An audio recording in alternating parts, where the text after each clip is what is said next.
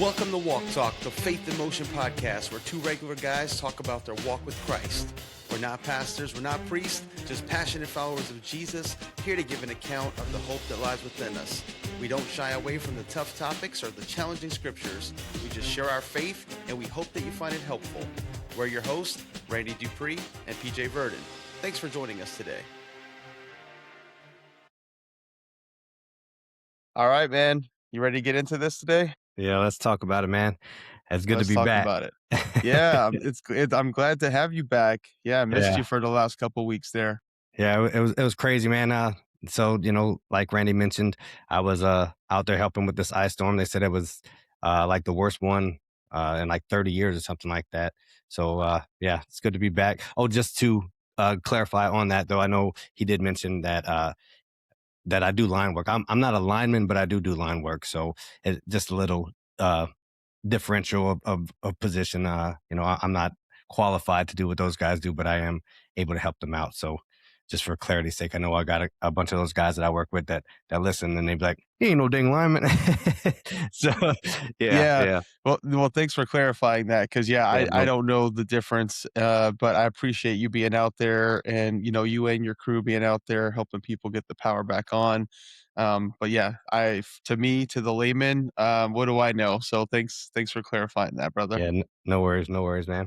So what we got for today? We tackling the topic of fasting or what?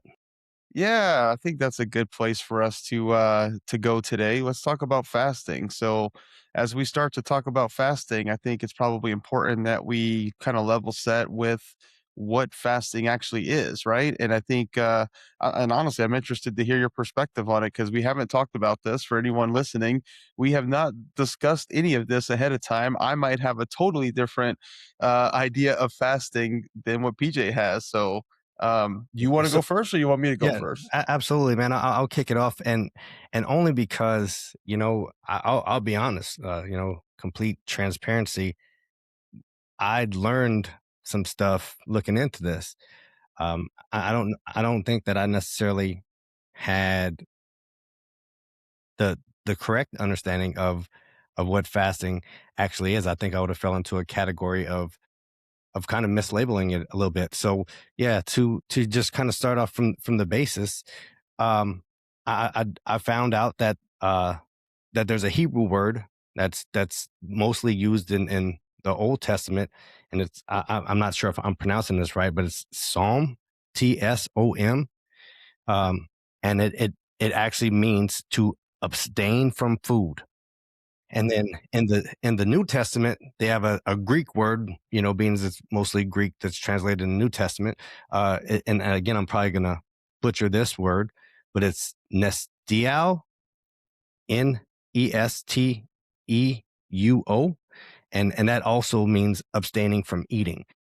So I guess what I wasn't necessarily clear on was that if it was specific to just food and drink, or if it was other things. So well, I guess just to, like you said, to level set from what I understand, and you can tell me if your understanding differs, or we'll go from there. But biblically, fasting means going without food for the purpose of seeking God through prayer, and you could abstain from a number of different things, worldly Hmm. things that may hinder your relationship with God. But that isn't necessarily fasting in a biblical sense. It may be in an addition to fasting, but it's not fasting Yeah. itself. I would say that pretty much aligns with my understanding of fasting. I mean, I think, the specific definition you mentioned, food. I would say that, I would think that also would apply to probably any drink other than water in most cases, especially if you're doing it for, prayer, or to, for reflection, or, anything when it comes to, your walk with the Lord, and being spiritual about fasting. I mean, there's another type of fasting that's more about, calorie reduction, which I also want to talk about, but there are slightly different boundaries that I would probably draw there. So for me, fasting is, and you pretty much said this, is voluntarily abstaining from food. And I would say probably most drinks as well. At least any drinks that would add calories. to your body. I would probably draw the line personally there. So, like, I'll be honest, I fasted today. I just did a 1-day fast. I had coffee and water, and that's pretty much it. Nothing with any calories. However, I do often fast for, just health reasons, and, I know that each person's different, but you could still be physically in a state of fasting and consume anywhere from, everyone's different, but 35 to 50 calories. So if you did put a little bit of creamer in your coffee, for example, you wouldn't physically break your fast if you're, fasting, at least biologically, you wouldn't physically break your fast. So um, I think the main thing though that we agree on is, it's a voluntary act of abstaining from food with kind of some little nuances around it. Absolutely. And yeah, I guess we can get into it a little bit later, but I know that there are some people who approach past fasting from more of a legalistic Right. standpoint also, and I think that that's where you kind of get those, oh well, you had a couple calories here and there, you know what I mean? So, Yeah. um, Yeah. yeah, Yeah, and I think, just like most of the topics that we've talked about, right? It kind of goes back to the reason why you're doing it and the posture of your heart, because and that's why I focus so much on the word voluntary, because to me, you could starve yourself. You could be in a starvation mode, or you could be being starved, and that's not voluntary. And so right. that wouldn't be fasting. And I think the Well, effects it will have on your mind and body will be different. Whether you're purposely fasting voluntarily versus starvation. 100%. And on the flip side of that coin, you have people who fast solely for health reasons, to lose weight or for this, that, and have no interest in drawing closer to God, or spending time getting in the word or in prayer or anything like that. So, and I wouldn't necessarily, consider those two things in the same, category. It's like, hey, well, yeah, we're both fasting, but where's the motivation coming from? Where's the posture of the heart? So, Right. Yeah, 100%. And honestly, like I think there's good reasons to fast for physically. There's good physical reasons for fasting. I remember reading a book called The Obesity Code.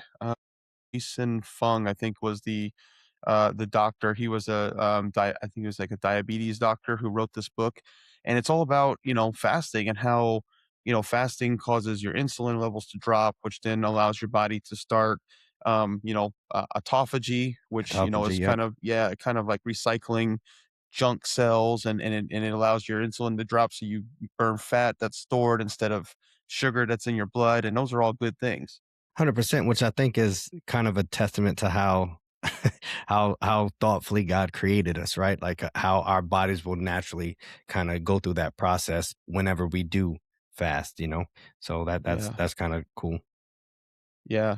Yeah, and so let's talk about, we've kind of defined what fasting is, and I think we're pretty much as aligned as anyone could get on the definition of fasting and how it differs from starvation. And I think you and I are both in the same camp of, we're not legalistic about it. Like, if you were to tell me Yeah. you were fasting today and you're like, hey, I'm fasting, but I had, um, you know, something to drink that was not water, I wouldn't necessarily say, oh, that's not a fast, or you're doing it wrong, or anything like that, any more than I would hope anyone would tell me that because I had coffee today, I'm not fasting, right? Right, right, and like you said, voluntarily, right? So you're doing it for your own really reasons, for your own walk with the Lord. It's not how it was for the Day of Atonement or anything like that, old covenant wise, where it was mandatory, like you better not eat anything, or Right, and Jews today still do fast. I forget, is it Yom Kippur or one of their holidays they Yeah, fast. yeah, yeah, Yom Kippur, the Day of Atonement, and I believe that there, I don't remember exactly who it was, and it may be the Jewish people or maybe Catholics, I don't know, but there's like a Wednesday and Friday deal where it's like from 3 p.m. Right. to something. So it's very scheduled. You know what I mean? It's very structured, very like Right. again, getting more back towards the law and checklists and that kind of Yeah. thing. Well, you mentioned how God, it kind of shows how God has designed us and why fasting is such a good thing that we could reap some health benefits from fasting. And I think it's very interesting that, pretty much every major religion has fasting embedded in it. I mean, obviously, we just mentioned, how the Jews have fasting, Islam is real big on fasting. Honestly, I think pretty much every, denomination of Christianity teaches that fasting is a good thing, and pretty much every major religion out there, has some element of fasting kind of built into it, which kind of again to me is just a reflection of how it is a good thing for us, like mentally, physically, spiritually, and people, whether or not they even know like the true God, they are still like recognizing the benefits of it. Well, and I was actually a little bit surprised, that I've there are people who do not believe that fasting is relevant to Christians today, and I was kind of like, wow, Mm. that's because it's, I guess, so common and openly done, not even just in denominations or in a religious way, just openly, more and more people are aware of fasting or into fasting for one reason or another. So I kind of found it surprising that there are Christians out there who feel like they're like, no, that's not a thing that we need to do today. And I mean, I've heard plenty pastors and preachers, kind of touch on, Jesus, speaking himself, saying, when you fast, not if you fast, but when. So it's more of like, hey, look, this is not really an option. And you know, Well, hold on. Let me jump in there real quick because you said it's not an option. What do you mean by that? well, I mean, like that is what has been preached on, is what I'm saying. So I've heard people say Okay. like That it's not an option, like that you yeah, have to do it? yeah, because he's not saying if you fast, he's saying when you fast. You know what I mean? Yeah. And so I kind of have my I think I think for that verse, I have to go and look up where that is exactly. And that was Um, in the Sermon of the Mount, in the of the Sermon of the Mount, which we've talked Sermon a on the lot Mount, about. correct, Yeah, when correct, he's talking about that, and he says correct. that, and I've heard it preached the same way as you, that, because he says when you fast to people who were regularly fasting, that somehow that's taken as a commandment today. Right, right. And so I mean, in that context, I would agree with you. I think that the audience he was speaking to he was actually like, yeah, Right. y'all are already fasting, so when you Yeah. fast, this is what needs to happen. Here's Um, how to do it. Yep. right, right. Which, but I would, so on the flip side of that, for people who are saying, oh, well, Jesus made it clear that this is when you fast, not if you fast. I would Mhm. say, okay, well, on the side of him speaking to that audience, then, I want to say it's, where, I think it's Luke. Yeah, Luke chapter 5, whenever, the scribes and the Pharisees approach Jesus whenever he's at Matthew's house eating with the tax collectors and the sinners, and Right. they're questioning him specifically about fasting. So his response there is interesting, because he said, the days will come when the bridegroom will be taken away from them, from his people, because they were asking, well, why Mhm. aren't your disciples fasting? And he said, the day will come when the bridegroom will be taken away from them, and in those days they will fast again, basically. Right, So right. I think that shows the relevance. Like you and I would say, hey, look, there is a place for it, and it is important for us in our Yeah. walks today. Let's come back to that verse a little bit later, because I think we might, at least I have an opinion on that, Sermon on the Mount. And I would say that, you kind of alluded to how some people think that fasting is not relevant today, or something is not it's not something we should do. And I would say that from my perspective, I think, I wouldn't go as far as to say it's something that has no value today, but I would definitely say that from my perspective, we are not commanded and we Right, do right, not have to fast. That it is very much a voluntary thing that we can and probably should choose to do for our own reason. So I would not put myself in the camp of saying that fasting is like there's no need to ever do it, but I definitely would not put myself in the camp of, hey, this is a commandment because of the fact that Jesus used that word when you fast, that it's something that is mandatory.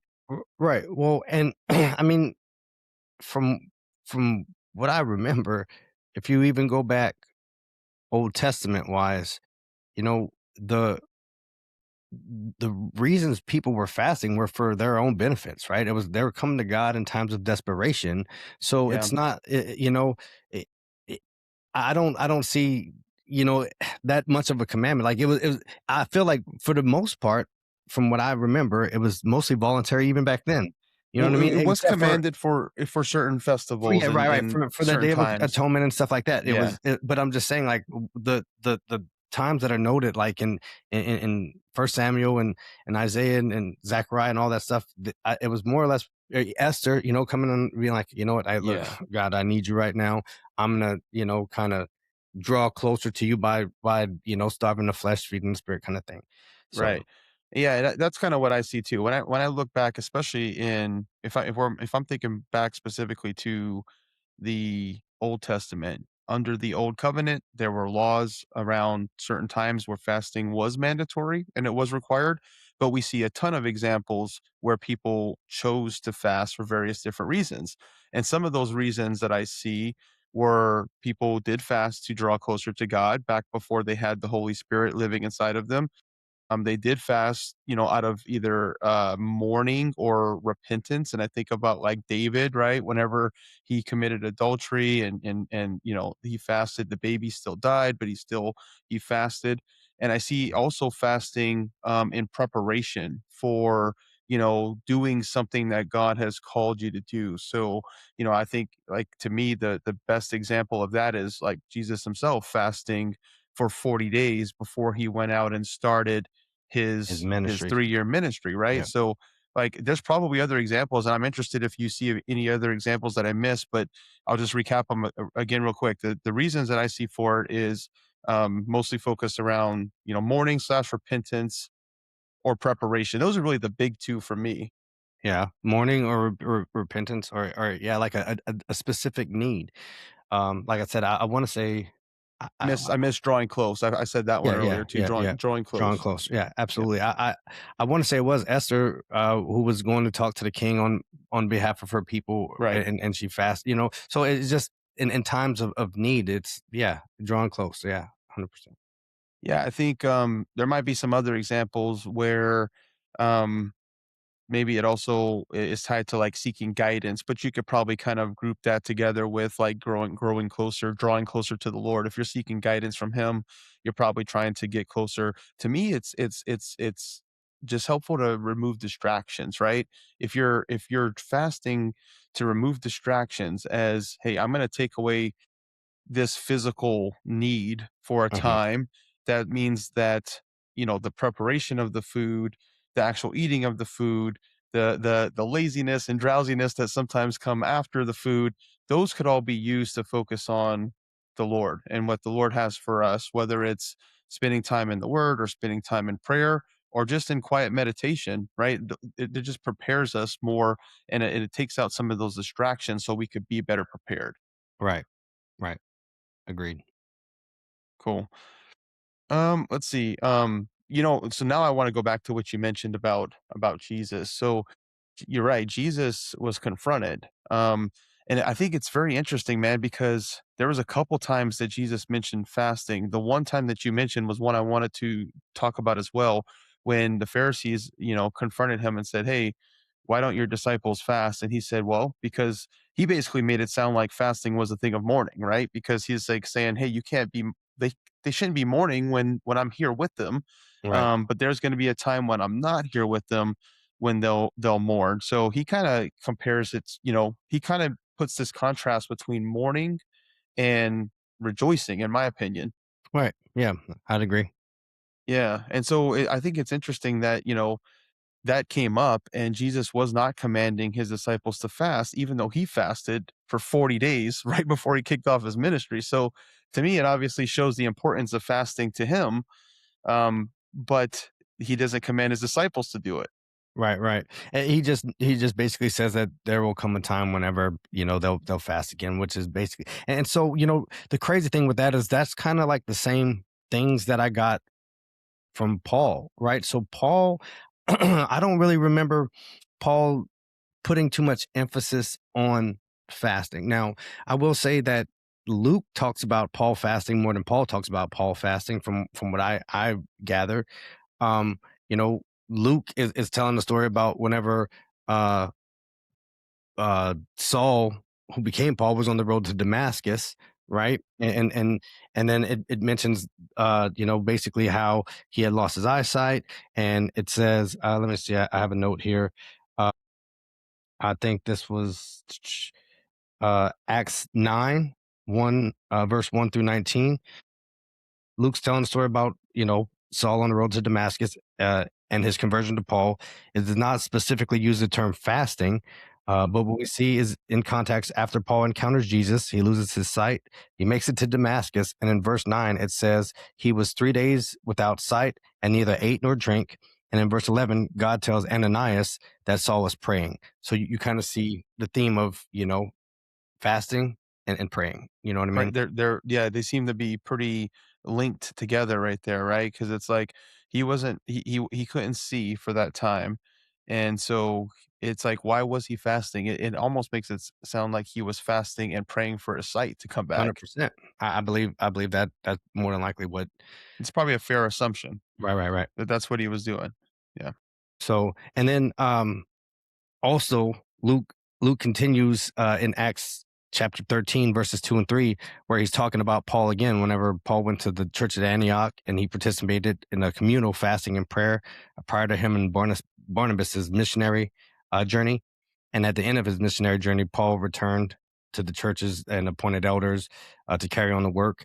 And then it says he prayed and fasted with them again there. So the only time that Yeah. I saw Paul himself mention anything about fasting was whenever it was talking about the things that he suffered for Christ, right? He's like, I've been Yeah. shipwrecked, I've been this, I've been whipped, I've been, and then he throws fasting in there. So I don't feel like you get this idea that Paul fasts, right? Like I think that he saw the value of it from the old covenant and those things, and was like, man, this is a way for me to draw nearer to God, for me to, be in deep prayer, be more focused. But he doesn't go around himself either saying, "Hey, look, now that Jesus is established this way, y'all better be fasting. Y'all better," you know what I mean? So he, Yeah, I see it a little bit differently because I don't see it as Paul fasting to draw nearer to God because I do believe that Paul fully understood that God was inside of him and he could not get any closer. I do see him fasting though, for like for example, I think it was in Timothy when he's talking about like choosing leaders in the church and then there's some times when he's talking about sending out missionaries and it talks about fasting while those things are happening, so they're like fasting as they're choosing the right leader, more for like guidance and in my opinion probably to make them more focused and less noise, right? More signal, less noise. Is kind of my impression of why Paul was fasting. More signal, less noise. Help us pick a church leader. Help us to really like send out these missionaries in the right manner. That's kind of what I see in his fasting. But because from what I remember, and I don't have the verses in front of me, but from what I remember, I do remember those contexts as around Paul talking about fasting. Those two examples. yeah, yeah. I mean, I just feel like, I kind of take the same approach. Like I feel like Paul got it. I think that, you know, he understood, uh, how God responded to fasting, and how it was Yeah, basically linked with prayer, some repentance, some worship. You know, uh, yeah. I mean, I absolutely think that those things are pretty, speaking for myself, can say are pretty vital to my everyday walk. So, yeah. Yeah, and I don't wanna get into, like, a argument over, like, a language thing or anything like that, but I definitely do think that a lot of Christians maybe feel closer to God when they fast, and in my opinion, it's just probably because they're more focused on God in those times, and they're probably more able to perceive the love of God in those times, well, but I think positionally, we're as close as we could ever be. yeah, um, we've had that, a little bit, but I think that fasting from the right place with the right motivation, from the right heart posture, and humility and prayer and care for others, I think it's almost like God meets us there, as what I feel like. Like you said, we're hyper focused, and so, um, yeah, and He's able to move, in those times, and maybe that's what it is. Maybe knowing that you're coming to Him in these times of desperation, or whenever you're looking, you're just uh, fully committed, maybe more committed than normal, is just maybe, seeing Him show up and move. And not to say that just because you're fasting and praying about something that He's going to give you exactly what you're asking for, but Right, right. I do believe that the evidence of His presence is more evident. And I would agree with that. Again, I think I'll go back to the signal versus noise. I think that it helps eliminate noise and we're able to better focus on the signal. And I think that it's very possible that we'll hear God speaking to us a lot more clearly because of that, because we've removed some of that noise out of our life, mainly the desires of our physical body, our physical flesh that, we're kind of, putting under control and disciplining at the moment. I think that definitely will help reduce the noise and help us focus on the signal, and we may, hear from God more than if we're not doing it, which for a lot of people will show up as closeness or what have you, various different ways. But one thing I want to go back to is back to Jesus fasting. So we kind of talked about some of the reasons why people have fasted in the old covenant under the Old Testament in the Old Testament. Some of the examples that we talked about, what do you think about Jesus fasting? What do you think was the primary reason he fasted for 40 days? Because obviously growing closer to God was not one of the reasons he needed to fast. He was he was God in the flesh.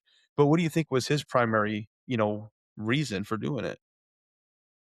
Man, I just think that he was, going into it prayerfully, Hmm. to prepare himself for, um, you know, it's hard to say if he. I mean, I believe personally that he had a pretty good idea of what the road ahead was going to look like.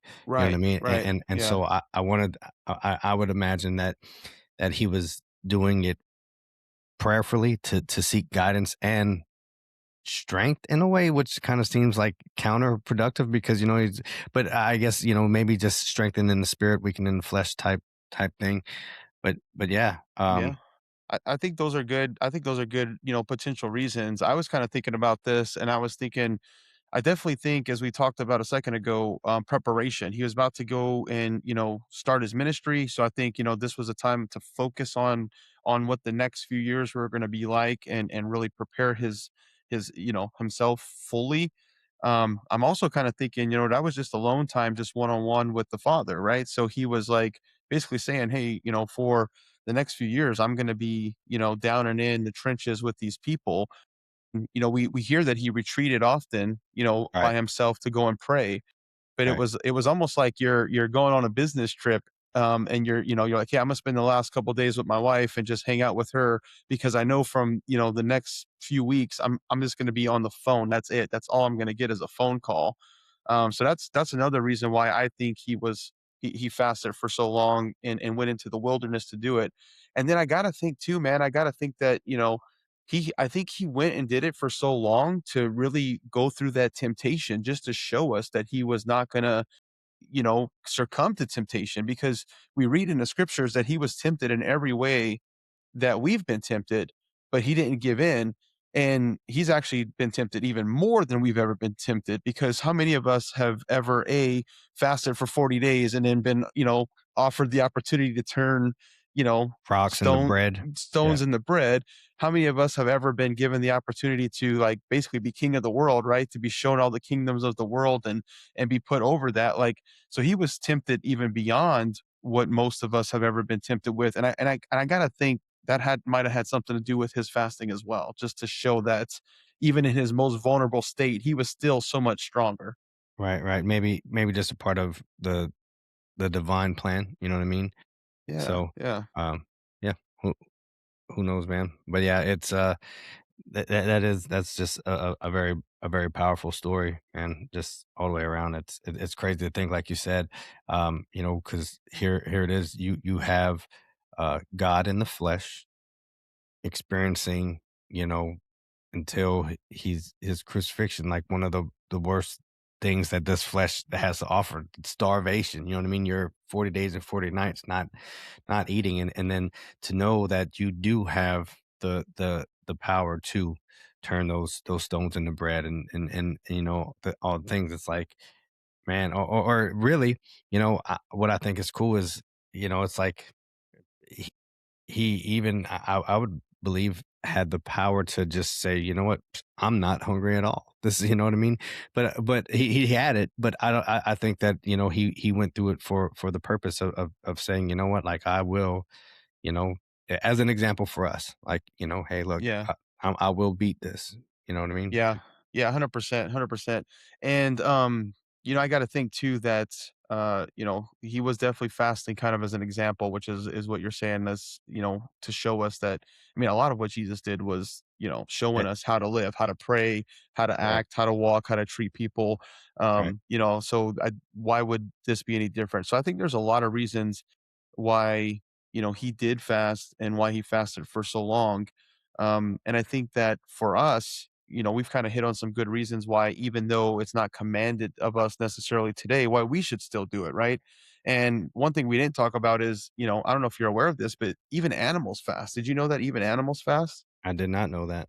Yeah, so the cool thing about fasting, so it's not just a Or human well thing. Like we is it? Are you talking about like bears, like are hibernate? So they'll eat a lot, and then they'll hibernate for the winter, so they don't really. Is that what you're talking about?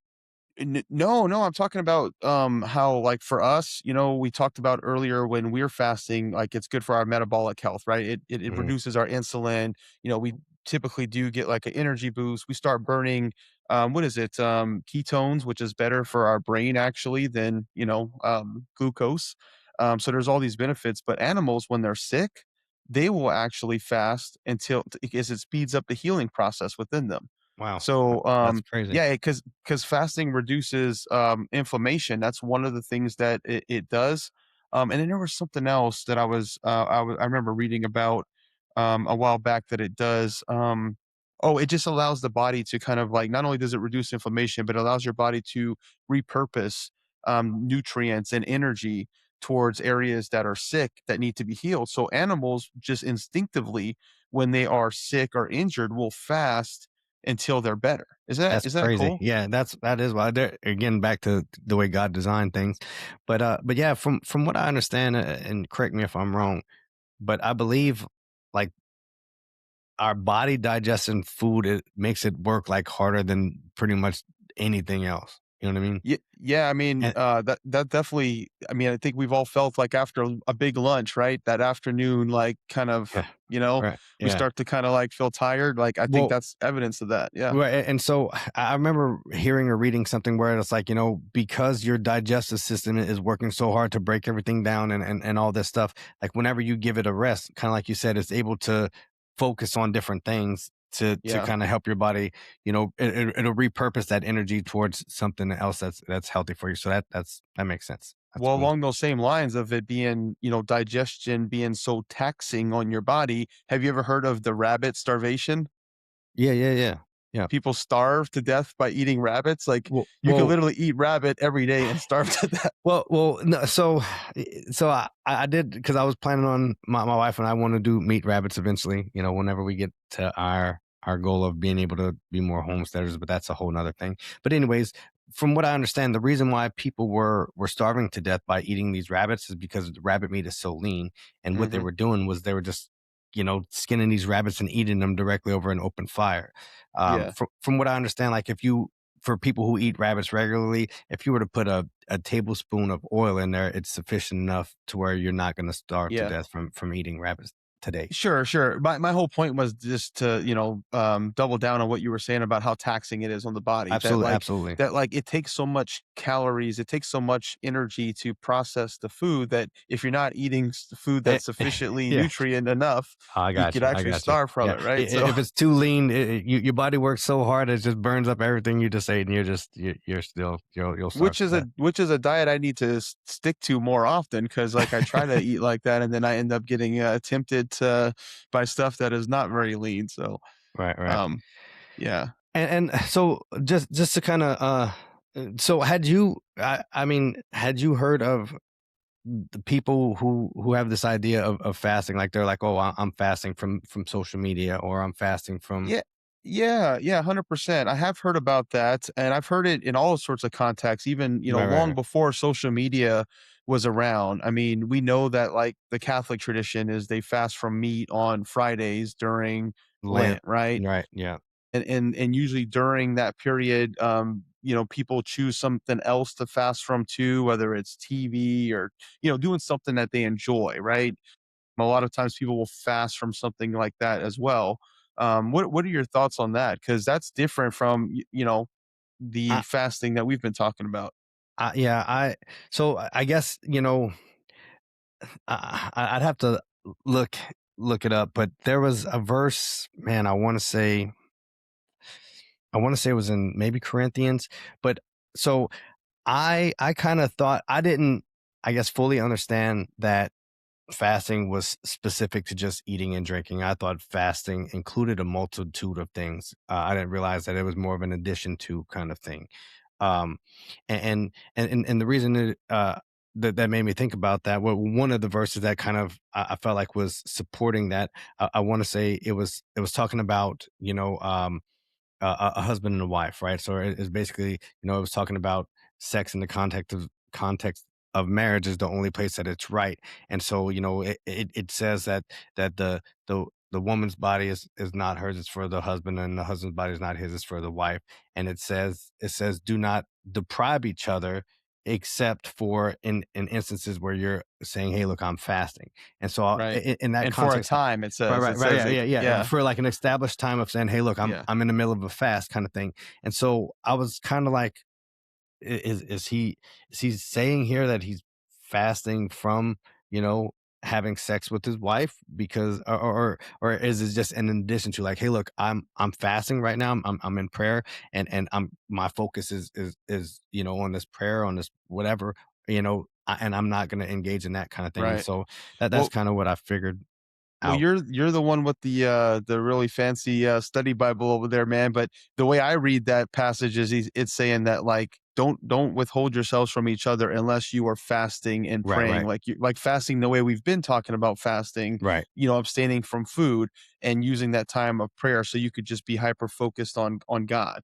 Right. Well, and then so some of the stuff that I heard, like I said, I learned today was these different viewpoints where, it's like they're thinking about fasting from food, like more figuratively, right? Like, don't feed into to the wills of the flesh, or don't feed into this, and the verses were brought up about, Jesus saying, man can't live on bread alone, but by every word that proceeds out of the mouth of God, and that He said, "I'm the your daily bread," and those kind of things, and it was more figuratively, man, and it was, I feel like there's some positive things that can be focused on whenever, yeah, like, you are maybe not fasting in the biblical sense, but just saying, you know what, I'm going to abstain from, TV, or anything that Right. my flesh is attracted to. I'm going to abstain from, and I'm gonna spend that time getting in the Word, or praying, or that kind of thing. I think that that's important. Also, I think it's just I also agree. important to understand that it's not fasting what you're doing. I guess Yeah, and I get it. People call it fasting because they see it as, like, voluntarily abstaining from something. It is a little different, but I agree with you. I think it's also a good thing. The thing I've heard more often recently, like within the last couple years, is what people are calling a dopamine fast. So that's usually when they're fasting from things like social media, anything that's going to give them that I got you. dopamine The rush, right? Like dopamine hit. Yep. clicking, Right. scrolling, things like that.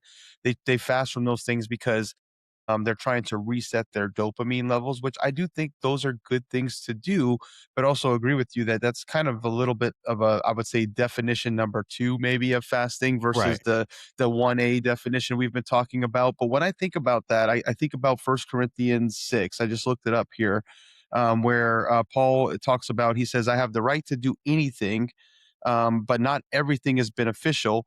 I have the right to do anything, but I will not be mastered by anything. And so to me, when I think about fasting from things other than food, whether it's scrolling or clicking or watching TV or whatever it is. I think about it in the context of like, I'm not going to be mastered by anything. And if I can't cut it off, at least for a time, then I probably need to evaluate, am I being mastered by it? I think in other versions he says I won't be a slave to anything, right? And Right. so I think that like whether you're talking about cutting off food or cutting off TV or cutting off social media or whatever it is, I think that that is like a good test of yourself to see, am I being mastered? Am I becoming a slave to anything else? The religious talk that I don't really like is when I hear people say, "Oh, those things are becoming idols. You need to fast from them because they're becoming idols in your life." Right. Okay, I get what they're saying, but I would put it differently. I would say I don't want to be mastered by anything. I want to make sure I'm in control. 100%. Um, and that's one of those things I believe we've talked about for before. Anything that you prioritize over God, can you just got to be mindful, like you said. Like if God says, "Hey, give this up," like do you have the I guess the willpower to be obedient to that, or has it mastered you? If God says, "Hey, look, you know what? Throw your phone away." Are you like, you sure, God? Like, I kind of need my phone, or you just say, yes, God, yes, Lord, and be obedient. So, and I've in my walk, I've had those times, man, where I was kind of not sure. You know what I mean? Is this something that's a, a problem? Like, I know some people would say, "Oh, I can't believe you're doing that. That's so sinful." And I'm like, man, we unfortunately, we love to point fingers at each other, and it is what it is, and I don't have no hard feelings towards it. But I found myself in a lot of prayer, like, God, like, do you like, I haven't felt convicted of this. Does that mean that I'm not close to you, or you're not speaking to me? Am I not listening? Like, what is going on here? And I just found myself in my mind in this back and forth. And then, I just for my own personal walk, I was just like, you know what? I'm gonna shut this down right here, just so I know for myself, like you said, like, is this something that has control over me, or do I have control over it? Right, And I was right. able to just turn it off like a switch. And Yeah. like, okay, well, there's some things that I've done that I've kind of picked back up and said, hey, look, if this is something that needs to be, cut out of my life altogether, then I feel like the Lord will put that on my heart, and or he'll reveal that to me, and then I'm done. But if not, then I don't necessarily see where this is a problem. You know what I mean? And I don't, and then even if I don't do it, again, going back to the motivation and the heart posture behind it, it's like, well, yeah, other people be like, dang, that's I'm so proud that you're not doing that no more. But I'm like, for what? No, like, Well, it's yeah, and to me, like that conversation, it automatically triggers in my mind where Paul talks about eating the meat or not eating the meat, sacrifice to idols. It's like if you decide that it's wrong for you to do it, and I think, hey, I'm just grateful to God that I have food. We could both be right. It's one of those weird circumstances where we could totally disagree and have right, contradictory opinions and both be right. right, And there's nothing wrong with that. I mean, he makes it very clear that I shouldn't do it in front of you if it's going to cause you to stumble.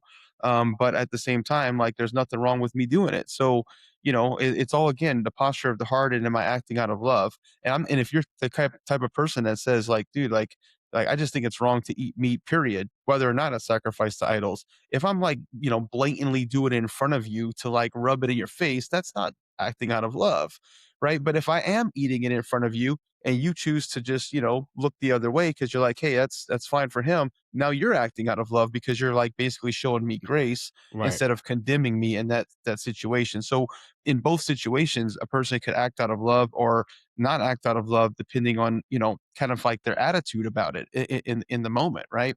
So right.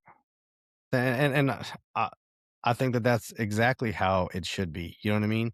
I mean, man, the cool thing about receiving, this grace, that God gives us freely is like, man, just understanding how calming and how peaceful and it is, and how much of a relief. So it's like, man, it's like, give a little bit of the grace that you've been given, man. Like, it's not, it's honestly easier to give the grace than to hold the grudge, right? Than to be like, oh, Right. I can't believe you're eating meat in front of, like, okay, it's not like he asked if you wanted, it's like it doesn't affect you, but what you want is what you want. You know what I mean? You want Right.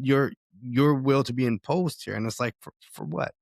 For what? Yeah, I love how you said that. It's easier to give the grace than to not give the grace or to be judgmental. It's kind of like when you hear everyone's probably heard this at this point. You hear someone preaching about forgiveness and how, when you hold on to it and that unforgiveness, that bitterness, it's a poison to you. It doesn't hurt the other 100%. person. Nope. It's harder for you to not be, someone who could forgive than it is to forgive. It's the same way with being judgmental or showing grace. It's actually more taxing on a person who feels like they have to judge everyone and condemn everyone than someone who could say, "Look, that's between him and his God." Right? That's his walk with God.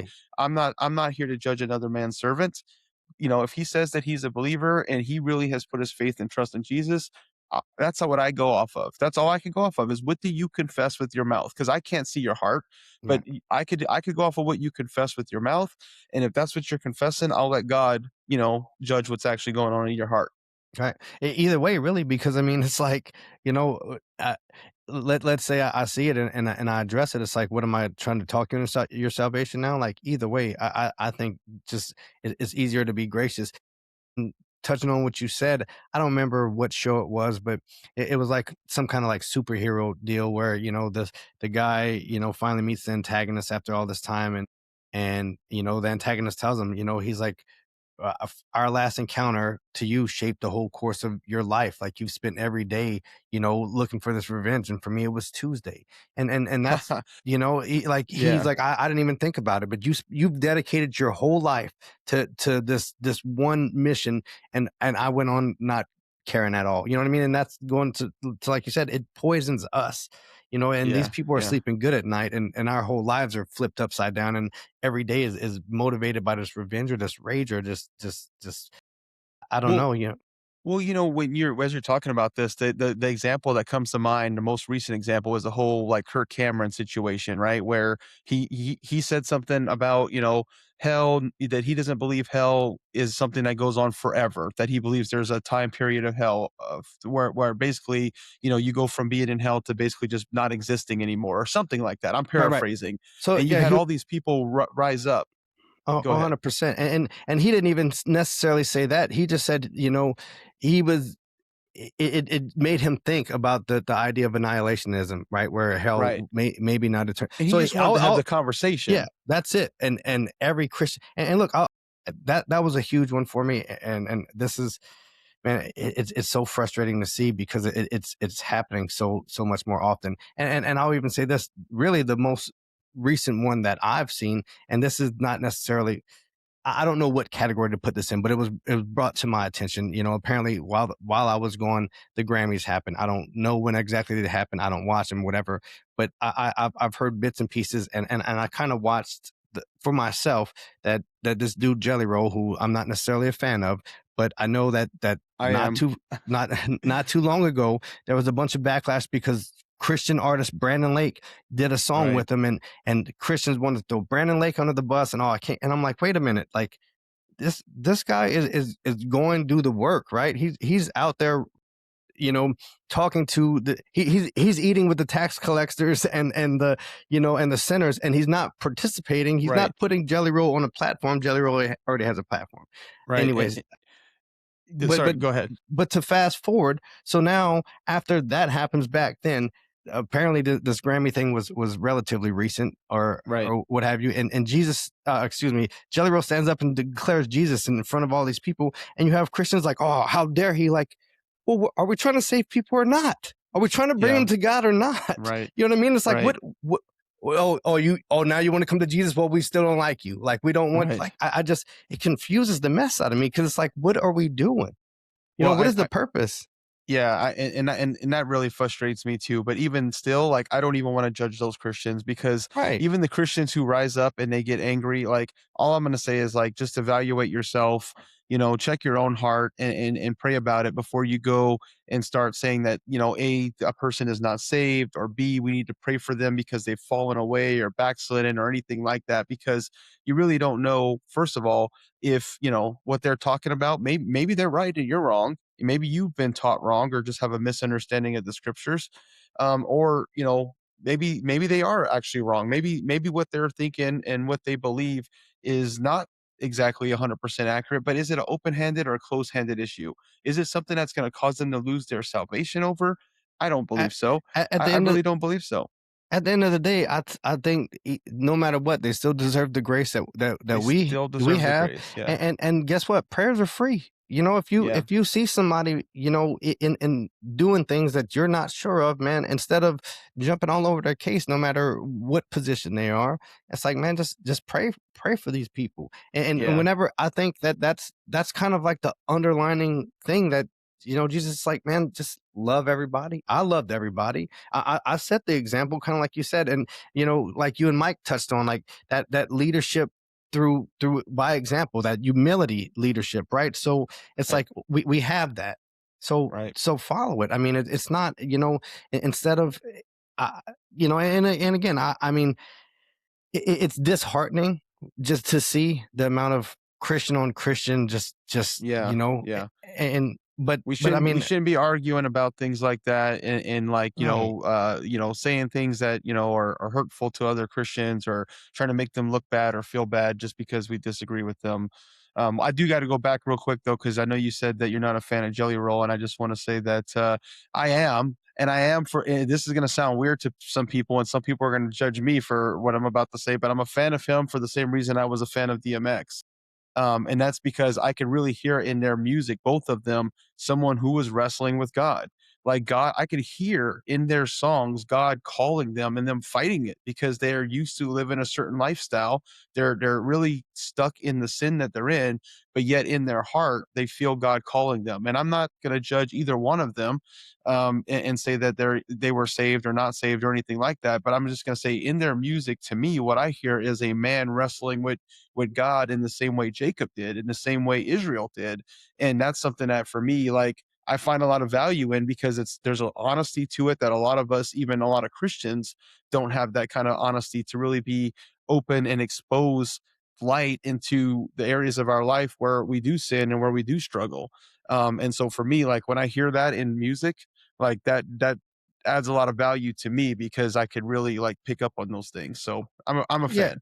Well, and no, I just, I mean, I'm not saying I have anything against Jelly Roll. I'm just saying I didn't really listen to his music. But Right, right. I mean, I agree with what you're saying. And a lot of the backlash that I heard was like, oh, well, I think he won a Grammy. I'm guessing because he gave a speech. But they're like, oh, if it's for an album that doesn't even talk about God, which from my research Yes. it was released 2 years ago. Right. And Right. so, but it's like saying, oh, well, what are you going to tell Paul? Like, if Paul was an artist, like, oh, what about your last, album, Saul, where you were killing Christians, Saul the Christian killer, like, and he's like, that's fine. I had an encounter with Jesus. I'm Paul now.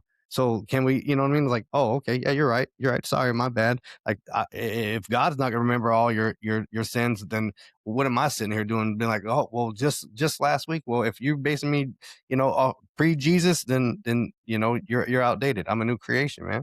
Right, So and that's, I'm glad you brought up Paul in that context, man, because if you think about Paul, the fact that he was a Pharisee and he understood the scriptures and he had that authority, and the yeah, fact that he was a Roman citizen and was free to appeal to Caesar and travel about as he wanted, were things that helped him when he became a Christian and he was spreading the message. So is it beyond our God to allow this guy Jelly Roll to win a Grammy, knowing that 2 years later he's going to become a Christian and be standing there accepting an award, telling people about him? Like, right. that's exactly the kind of things that our God does. Yep. Like, And he and allows us to go do stupid, foolish things, and then he, like, transforms them into something good. 100%. And I mean, you look at Ananias, right? Remember whenever God's telling Ananias, like, "Hey, look, I'm gonna send, I'm gonna send Saul to you." He's like, "Don't send Saul to me. What are you talking about? He kills Right, Christians." right, He's like, "He's gonna be blind, man. He's good." We had a talk, like, but Ananias was like, "Man, God, you sure you want to send him over here? He's right. crazy, you know." Right. But it was, he didn't know what God had done in that man's life, and looking back, I'm sure he was like, man, how cool was it to have been able to be, front and center, front row to watch what God did here. You know what I mean? Took somebody that was that broken and just completely on the other team and made him a starter for his kingdom. Man, that's it's Yeah. awesome. Yeah, it is awesome, and so just pivoting back to fasting a little bit, I just wanna say in this context that it's the beginning of the year still. We're early February. I know a lot of churches, I know a lot of people at the beginning of the year will do like a corporal fasting where, the pastor will get up and say, "Hey, I want everyone to do a Daniel fast," or, certain days of fasting. I think that from my opinion is that that's okay to do fasting together like that, as Communal long as it's fasting. Yeah. communal fasting, as long as it's not coerced, as long as people are not judging each other like we've been talking about, as long as people are not making each other feel bad if they choose not to do it or if they try to do it and they fail, I think that that's totally okay to do communal corporal fasting. Absolutely. But if you are one of those people out there, maybe you're a pastor listening to us and you want to do like an annual fast as a church, or you are a church member who your pastor said, "Hey, let's fast for, let's fast every Friday for the month of January," and you do it, just don't be judgmental towards anyone else who chooses not to do it, because fasting really does need to be between a person and their God, not between you and their God. Right. Well, and I look at it like this in the same context. If I'm like, Randy, listen, man, I got a big interview coming up, man. Can you just join me in some prayers, man? Okay. I'm not forcing you, but I'm asking. I think if we're both praying on this, or if we're both fasting on this, so I think it's more along those lines. Yeah. Yeah, So, I mean, I, 100%. I don't see anything wrong with that. Where we're coming together in agreement, and we already know whenever people start coming in agreement and alignment with the Word of God, it's a pretty powerful thing. So, Yeah. I guess the big takeaway for me though is that, when I think about fasting, I think about it as, like we talked about at the beginning, it's really about abstaining from food, and it's about aligning your heart. It's about humility, aligning your heart, really seeking to hear from God, just removing the noise and really focusing on either hearing from him, getting that direction, or just preparing yourself for, you know, what you're about to do. If you're about to take on a new, project, a new ministry, a new, whatever, and you feel like that's the best way to start it off, you're just following in the example of Jesus. So to me, like that's the big takeaway for me, is that it is a good thing to do for the right reasons, and it has to be voluntary. absolutely, I agree. That's yeah, and it's just good, man. It really is. Like, I would definitely encourage anybody who hasn't facet to, it might seem like a big leap, and you're like, man, I mean, realistically, who's like, man, I'm not going to starve myself. It's really, it's not about that. It is a really powerful thing. And I've seen a lot of good things come from it, and it might surprise you. You might become one of those people who fast regularly because you just there's something about it. It really it's a pretty special thing whenever it's done the right way. I think, in my opinion. Yeah.